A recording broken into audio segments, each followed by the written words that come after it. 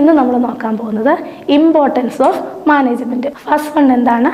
Determination of objectives. ഇനി next importance എന്ന് പറയുന്നത് അച്ചീവ്മെൻറ്റ് ഓഫ് ഒബ്ജക്റ്റീവ്സ്. ഇനി അടുത്ത point efficient use of resources. Next point encourage innovation. അടുത്ത ഒരു ഇമ്പോർട്ടൻസ് എന്ന് പറയുന്നത് പേഴ്സണൽ ഒബ്ജക്റ്റീവ്സ്. അടുത്തൊരു ഇമ്പോർട്ടൻസ് എന്ന് പറയുന്നത് economic development, create dynamic environment. അടുത്തൊരു importance reduce risk and uncertainties. അടുത്ത പോയിന്റ് എന്ന് പറയുന്നത് maintain discipline and coordination. And the last one is improve efficiency. മാനേജ്മെൻറ്റിൻ്റെ വിവിധ തലങ്ങൾ, അതിനെയാണ് ലെവൽസ് ഓഫ് മാനേജ്മെൻറ്റ് എന്ന് പറയുന്നത്.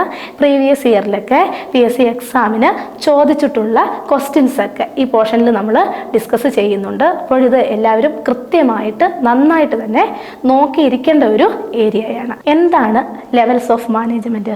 ഹൈറാർക്കിയുടെ അടിസ്ഥാനത്തിൽ മാനേജ്മെൻറ്റ് ലെവൽസിനെ 3ആയിട്ട് ക്ലാസിഫൈ ചെയ്തിട്ടുണ്ട്. എത്രയായിട്ടാണ് ക്ലാസിഫൈ ചെയ്തിരിക്കുന്നത്?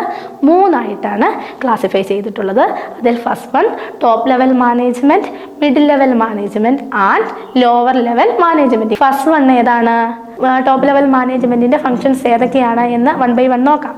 ആദ്യത്തെ ഒരു ഫങ്ഷൻ എന്ന് പറയുന്നത് prepare organisations vision, mission and goals.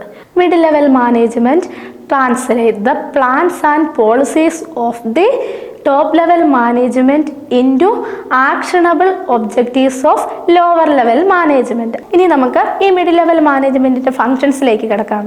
ആദ്യത്തെ ഒരു ഫംഗ്ഷൻ എന്ന് പറയുന്നത് implementing policies and strategies laid down by the top management.